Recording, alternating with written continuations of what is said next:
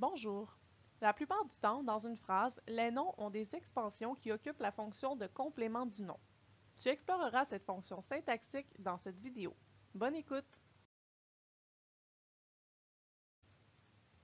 Le complément du nom complète un nom en y ajoutant de l'information ou en le précisant.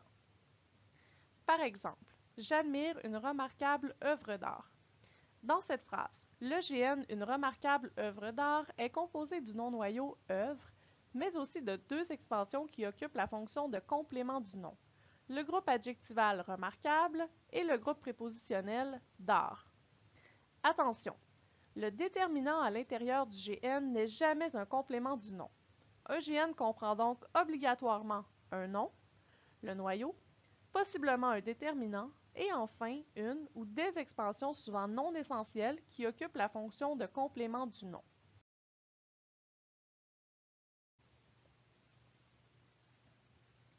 Les groupes de mots pouvant occuper la fonction de complément du nom. Dans les exemples du tableau suivant, certains groupes nominaux sont soulignés, le noyau est en caractère gras, et les groupes qui occupent la fonction de complément du nom sont en vert. Tout d'abord, le groupe qui remplit le plus souvent la fonction de complément du nom est le groupe adjectival. Par exemple, certaines toiles grandioses sont connues partout dans le monde. Le groupe adjectival grandiose vient donner une précision au nom noyau toile. Ensuite, on retrouve le groupe prépositionnel. Par exemple, les œuvres de ce peintre célèbre sont appréciées par les experts.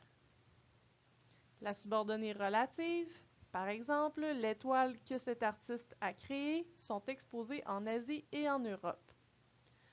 Le groupe participial, les touristes visitant le musée sont souvent surpris par la taille des tableaux. Et enfin, le groupe nominal, par exemple, ce peintre, un véritable génie, a changé l'histoire de l'art.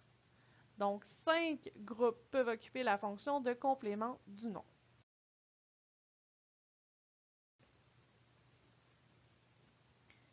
Les manipulations syntaxiques qui nous permettent d'identifier le complément du nom. Le complément du nom peut généralement être effacé.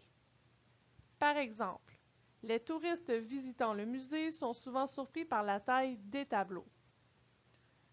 Pourrait aisément devenir « Les touristes sont souvent surpris par la taille des tableaux ». Toutefois, l'effacement du nom demande parfois un changement de déterminant. Par exemple, les toiles que cet artiste a créées sont exposées en Asie et en Europe. Si on enlève l'expansion du nom toile, donc le complément du nom que cet artiste a créé, ça devient les toiles sont exposées en Asie et en Europe. Dans cet exemple, sans le complément du nom, la phrase devient plus imprécise. Elle requiert donc un déterminant indéfini comme des. Des toiles sont exposées en Asie et en Europe. L'effacement est donc généralement possible pour identifier un complément du nom.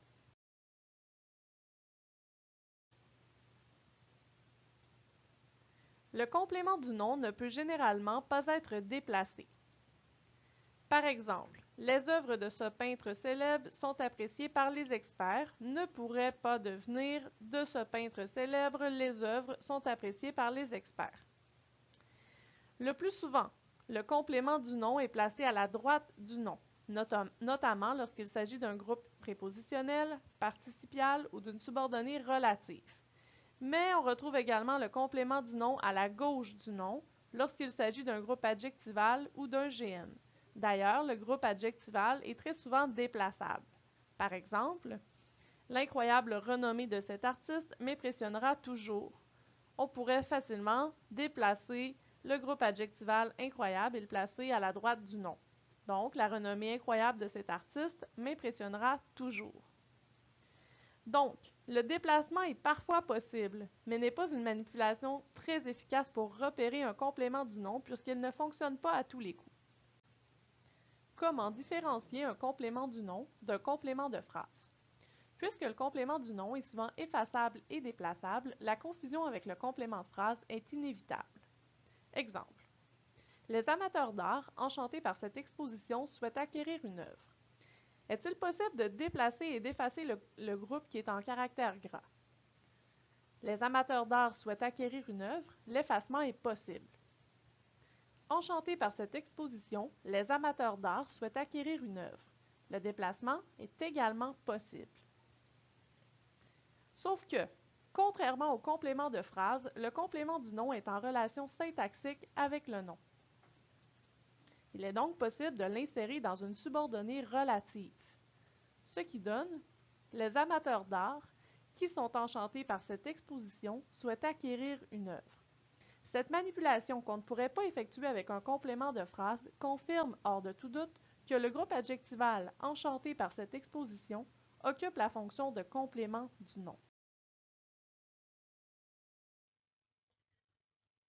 En résumé, le complément du nom sert à compléter le nom.